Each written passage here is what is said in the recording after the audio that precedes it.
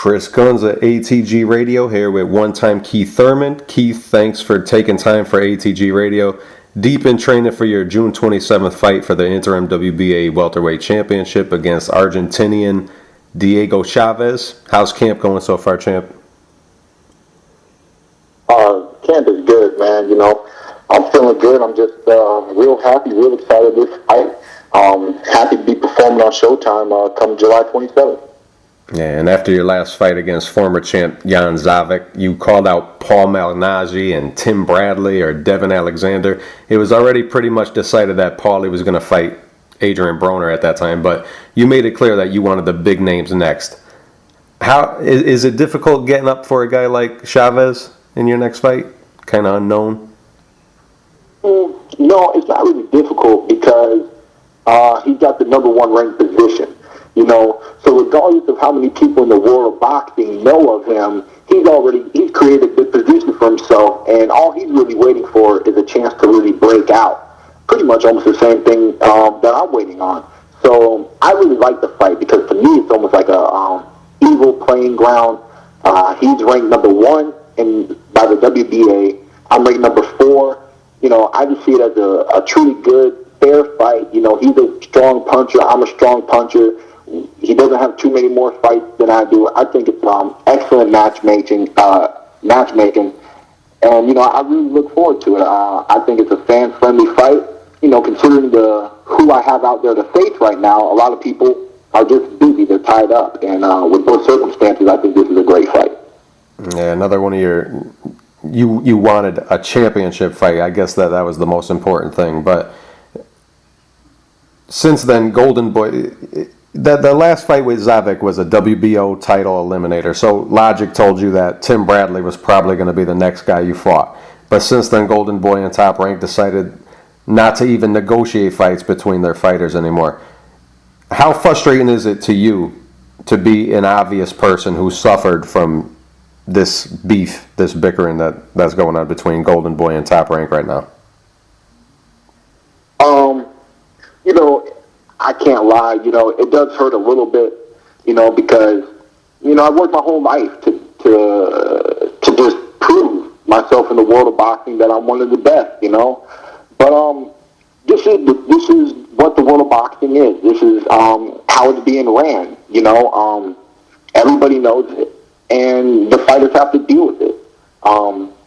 You know, hopefully in the future, who knows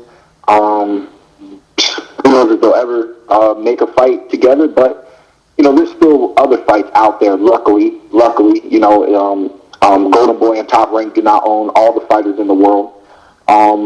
So you know, there's plenty of fights out there, man. There's plenty of great competition out there to still come, and you know, who knows?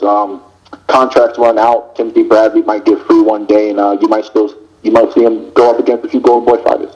Yeah, and we live in a day of YouTube. Even though this guy Chavez isn't really known outside of his native country, Argentina, you can see what he brings to the table. Do you look at film? Do you watch? Did you watch Chavez in action? And what do you think of him? Yeah, definitely look at film. You know, if you have that at your disposal, I think you know, it's just smart to look at film. You know, because everybody is human, and our human nature is to have habits. So, you know, to me, the boy looks strong. He looks pretty solid. Decent with his hand speed. Decent with his defense a little, but just nothing looks special. Everything looks really decent. Certain things look solid.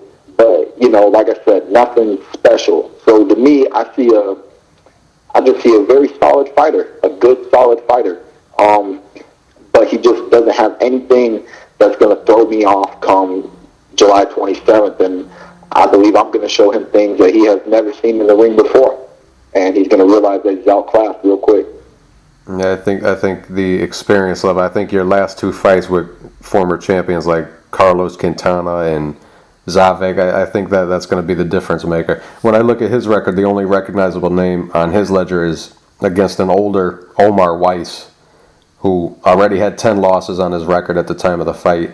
Wise had Chavez down and lost a pretty close decision in Argentina. So my guess here is that as soon as one-time Keith Thurman lands with what he brings, there's going to be a new WBA interim champion and a guy who the big names won't be able to duck for much longer. Is that how you see it too?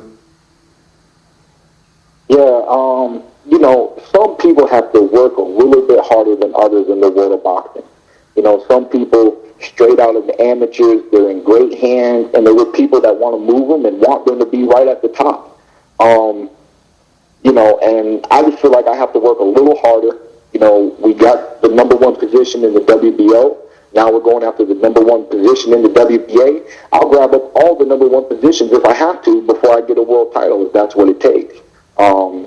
And that's what it is, man. It's just, it's just playing the game the way you need to play it. Everyone's a different character in the sport. So, we're just taking this fight, going for that number one position, and hoping that title shot is right around the corner.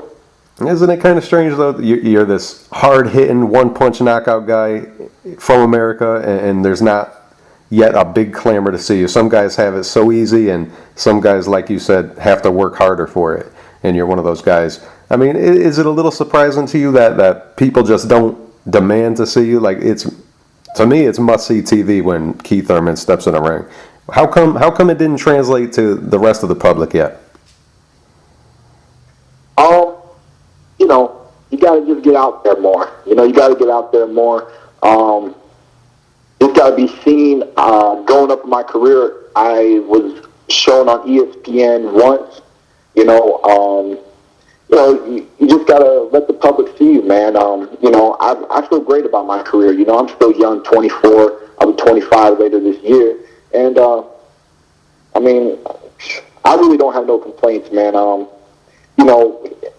Part of me did see myself going a little further at a younger age, like Canelo and Broner and things like that. But in 2011, I came across a hand injury, and I had to sit out for that year. And in that year, I really, really learned how to be a patient fighter. I mentally, because boxing is definitely a mental sport along with physical sport. And I just told myself that, every star has their chance to shine, and you'll get yours. And that's all I'm doing, man. I'm just waiting for my time to shine.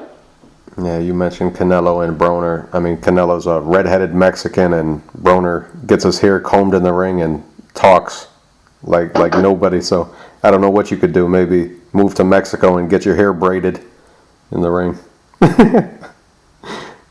I guess that's what you got to do. Just get out there more and aggravate people and stir up some kind of emotion and stuff like that. But when you look at the rest of the welterweight division, you got the regular champ Paul Malignaggi. He's got that fight with Broner coming up, and you already said that you expect Broner to be too strong and to win that fight. That means that you and Broner might be fighting for the world championship in your next fight or sometime in early 2014. What would a Thurman-Broner fight look like?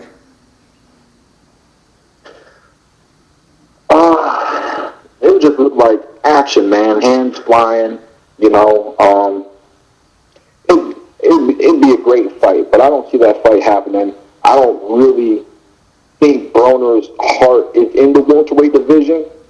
I see him hopping in and hopping out. I just think he saw the easy target for belt, Paulie, and I think he's just hopping up here to take it and then go back about his business, whatever he wants to do with his career. But I'd be really surprised if Broner stayed walking around in the welterweight division.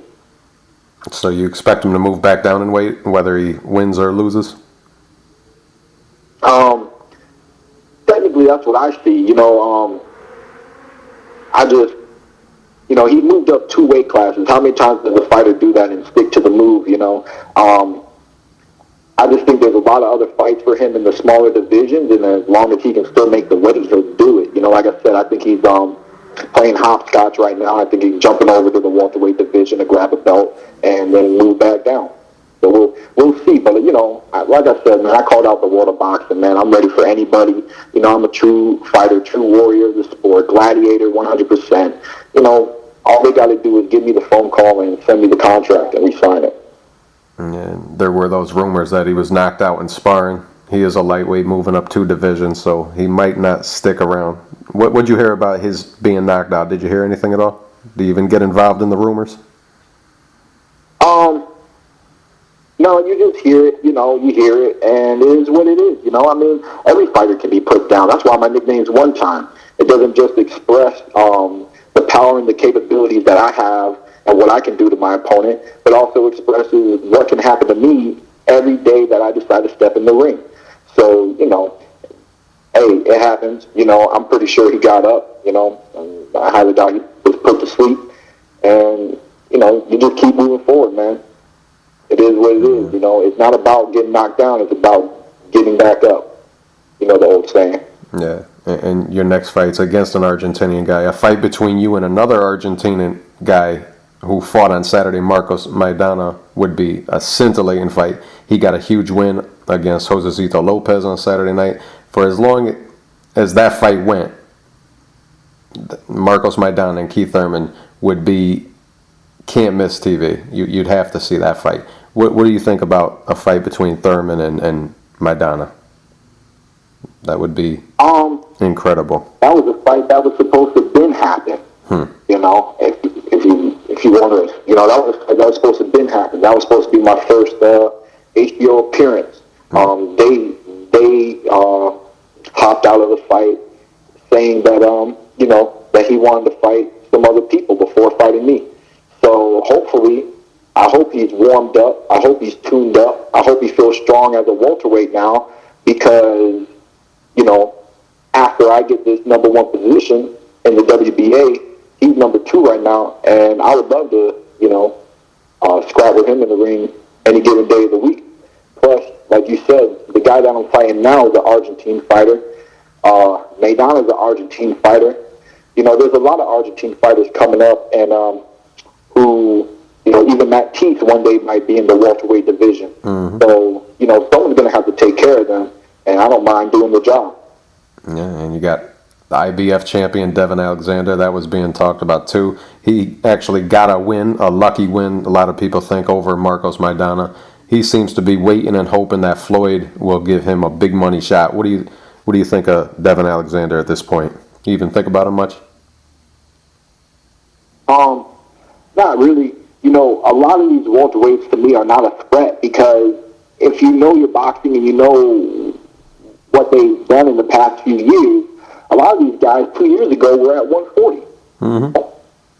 They weren't, they were all fighting each other at 140, and I think, to me, the welterweight division has just become the new heavyweight division. Everybody wants to be a welterweight,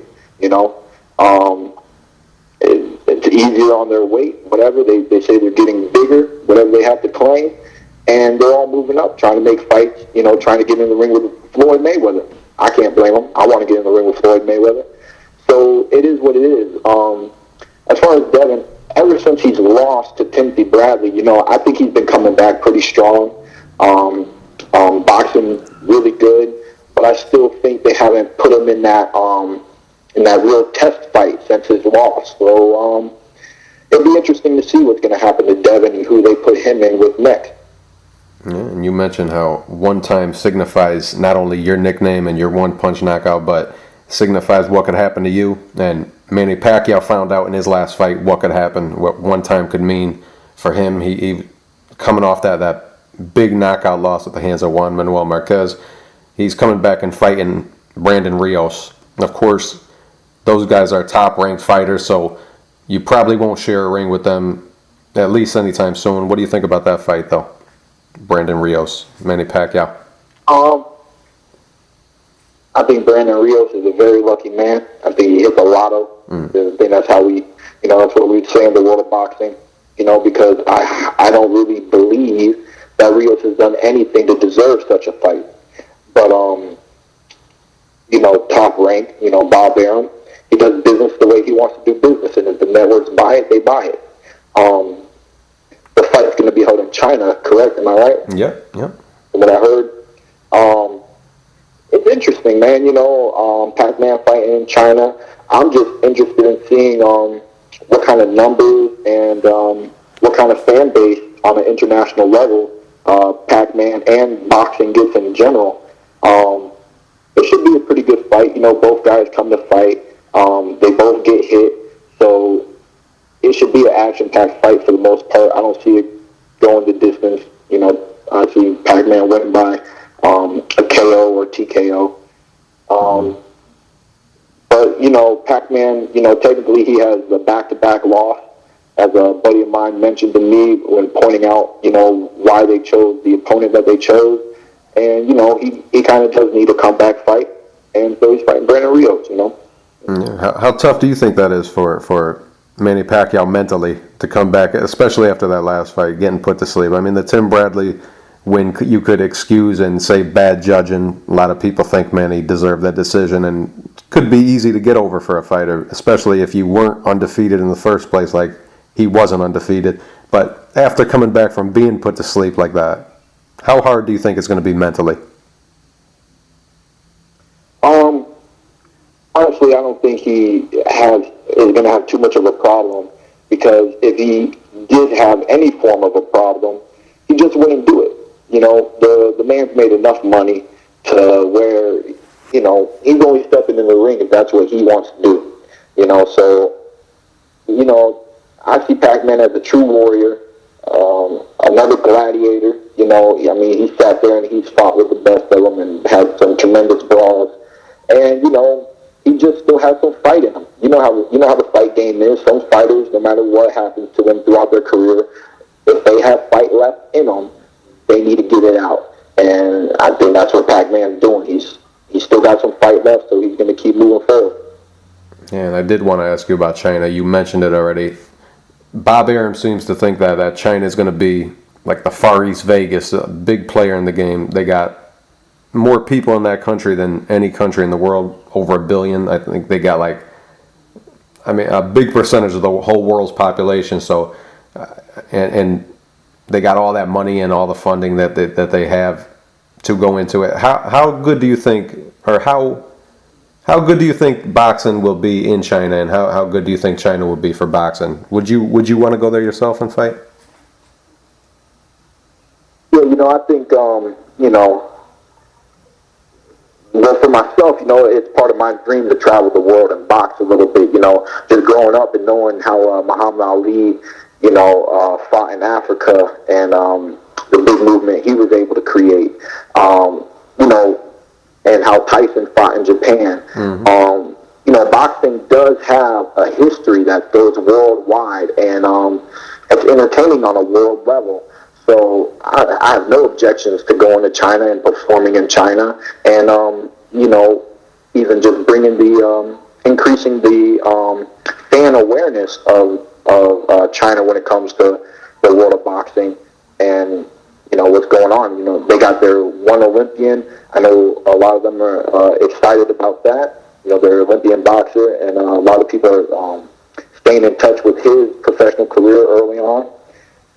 It's good, man. On a mathematical, you know, when you look at the numbers and stuff, when you look at those, it says you can't miss, man. There's just way too much opportunity out there, and just too much money. You know, even if we cut our ticket prices in half or even more than that, you know what I mean? I mean, they just got the numbers, man. It's going to be interesting. You know, we'll see what happens. I hope it does do good for the world of boxing, because I'm in it. You know, so we'll see. And you're making me think of a lot of things. Like I can't understand why so many American fighters aren't willing to travel. Like Andre Ward kind of doesn't want to go to England to fight Carl Froch. I think if I was a boxer, I'd love to go to England and be a part of that atmosphere and stuff. And then you had people like Roy Jones, who spent his whole career not going to England and not fighting the Nigel Benns and Chris Eubanks and Steve Collins. And Floyd Mayweather still never fought anywhere else besides America. How come you think that is? How come you think American fighters don't want to travel, or don't feel like the desire to be a world champion the way Muhammad Ali did and fighters of the past like that? Because you sound like you want to travel and stuff. I mean, I'd want to. Yeah, you know, even as a child in the amateurs, the one thing I loved was traveling. You know, I mean, if it wasn't for boxing, who knows how many times I would have been able to get out of my state and just see different things. The way I see it, though, and I think the way a lot of boxers look at it, is that the United States is the capital of boxing. You know, for the longest we've been the capital. You know, and most boxers from other countries, they can't wait to fight in America. You know, they know that once when they come in, they fight in America, that they really made it. It's very rare that a fighter fights in his own country that's outside of America and truly gets that top tier recognition. Oh man, I'm trying to think of a few fighters that's done it, but it's done too long time, but it's not coming to me. Anyways, it's possible, but a lot of people, you know, America's where the action is. America, you know, this is where I don't know, actually, there's fans all over the world, you know. But like I said, man, there's just a lot of money here in America. We've been the capital. Most of the belts we hold, so that's why people don't worry about going elsewhere. Every once in a while, you'll have an American fighter go outside of the country just to bring one of those belts back home. Mm-hmm. Yeah, and you got someone like Andre Ward who would have trouble selling 4,000 to 6,000 tickets in his own hometown. He could go to England and fight Carl Froch in front of 80,000 people. And the kind of atmosphere that they put on in England, I would love to be a part of that. And you brought up Floyd Mayweather. We talked about Floyd Mayweather a little bit. He announced that he's going to fight Canelo Alvarez. What do you think of that fight? And how big of a threat is Canelo to Floyd, do you think? It's a great fight because, you know, I think a lot of people are going to be real happy about this fight because there was just no drama, unlike the Pacquiao fight. You know, there was a lot of drama with that fight. You know, Bob Arum, difficult man to negotiate with. So it was just real nice that this fight can just be announced and thrown together so fast. You know, Floyd isn't a threat considering his age. You know, you take his age into factor, he's a threat. Size factor and power factor, you know, he just outmatched right there. But, you know, Floyd is one of the slickest and smartest boxers that we have in the world of boxing today. And I tell people, everyone who's asking me this question right now, I tell them that Floyd Mayweather saw something in the Canelo Trout fight that has allowed him to take this as his second match. Mm-hmm. He said, we can do this here, we can do this now. He has the confidence, he feels confident that he can take care of the young boy right now. And so he's preparing himself for it, you know.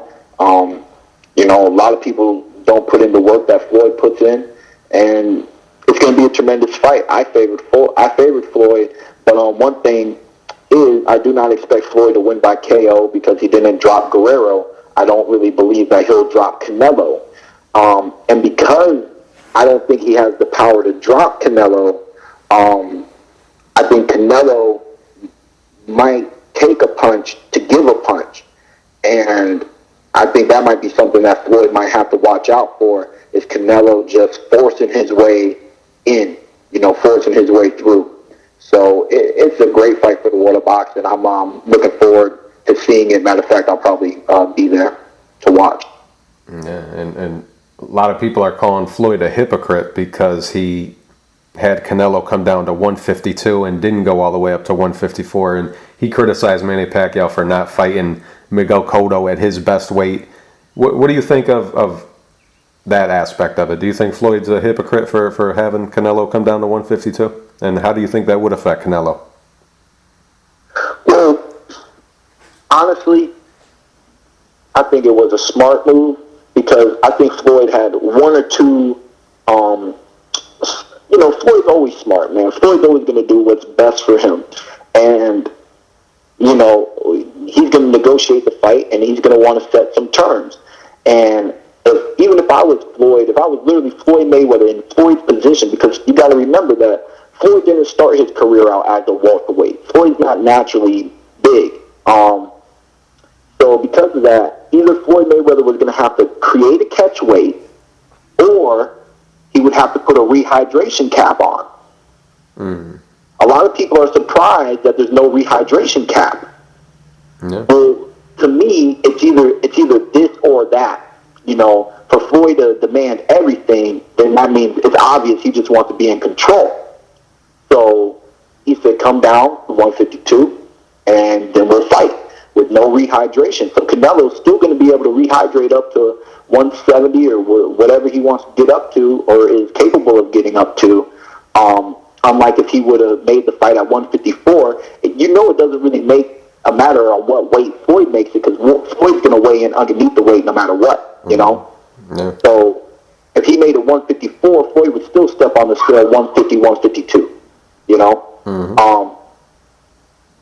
So I really don't see nothing about it. I think it was a decent call on Floyd Mayweather, make the boy come down just a little bit more, and it's a good fight. If I was Canelo, I'd do it. It's only 2 more pounds. You know, you should be able to get that off in camp. You know, they got enough time to do it. It should be a piece of cake. Enough time to do it and enough money on the line. And I think I was thinking that too. I think Canelo's going to come in at 172, 173. It's going to be a big difference on fight night. So I think that was a smart move by Floyd. And I asked you a little bit about Marcos Maidana's fight on Saturday. Another guy who you know well and sparred with back in the day. He fought Saturday. Chad Dawson got knocked out by another guy with 1-punch knockout power. I guess he's the light heavyweight version of Keith Thurman in that regard. Did you see the Adonis Stevenson knockout of Chad, and what do you think of that one? You know, it is what it is. You know, he didn't have his hands up early on in the fight. You know, he was in a let me get a feel for the waters type attitude. But, you know, number one rule is protect yourself at all times. You know, you said he got caught. I heard he made a statement that he didn't even see the punch coming. And those are the ones that get you, you know. Stevenson, obviously, you know, is a hungry fighter, you know, with his background and everything. And that's what you gotta be careful when you step into fights like that, when you know you're going up against somebody who has a reason to fight you, who has that passion, you know, who has that drive, you know, that motivation. You know, I mean, and he was fighting in his hometown. You know, he was willing to put everything out on the line, and he opened up with a big one, and he happened to land, and, you know, it was a good night. You know, there's not much to say about a fight like that. You know, I mean, I was looking forward to watching the fight. I think Chad Dawson should have requested for a rematch if I was him during my interview, because you know, you train hard and sometimes that happens. You know, the boy was able to get up, surprisingly. I still think it was a decent call from the ref to stop the fight, but you know, if a fighter is getting up and has the will to fight, you know, that's why we are gladiators.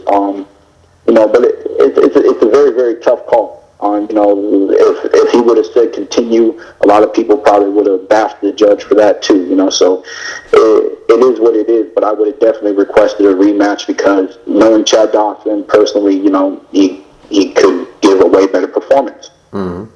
And a lot of people might be surprised to hear, if they're hearing for the first time, that you sparred Chad Dawson before, because you're a smaller guy. How did you do against Chad when you sparred with him? I was holding my own, man, and me and Chad were working together before he was ever world champion, and I was roughly about 16 years old. You know, me and Chad were just going toe-to-toe. I got to watch him spar a few other dudes before I was ever thrown in the ring with him, and the first thing I noticed was this, he had a step back left uppercut he would throw. And I told myself off bat, you will not let yourself get hit by that step back left uppercut, you know. I did my best. He caught me with it maybe like once or twice, but I was always being aware. And he was sharp, man. He was great work. He upped my game a lot at that age, in that stage that I was in my boxing career at that time. And what do you think? Can Chad ever come back again from this knockout loss? I think you think he can. You know, maybe not. You tell me. But it's, you know, it's kind of hard. But if you have the will and the drive to do it, I think you can do it. He is a very athletic individual, but it's about boxing smart, man. You got to keep your hands up, man. Defense. I've learned many things from many different fighters, and I always think of Winky when I think of defense. People don't understand that your hands need to be on your head, not in front, not down on your chin. They need to be up. They need to be up, blocking that temple. Yeah, that is Winky Wright's stance. Always kept his hands up on his forehead or temple. And I just want to say Keith Thurman deep in training for his June 27th fight for the WBA interim championship against Diego Chavez. And quick before I let you go, champ, where are you training for this fight? Are you in Vegas or are you in Florida? Nah, I'm at home, man. I'm St. Pete boxing. We're doing this camp at home. Okay, champ. I'm going to go on record and say that I expect you to knock this guy out in 2 rounds. That's my prediction. Thanks for your time, Keith One-Time Thurman. Always fun talking to you, my man. Thank you. Thank you. God bless.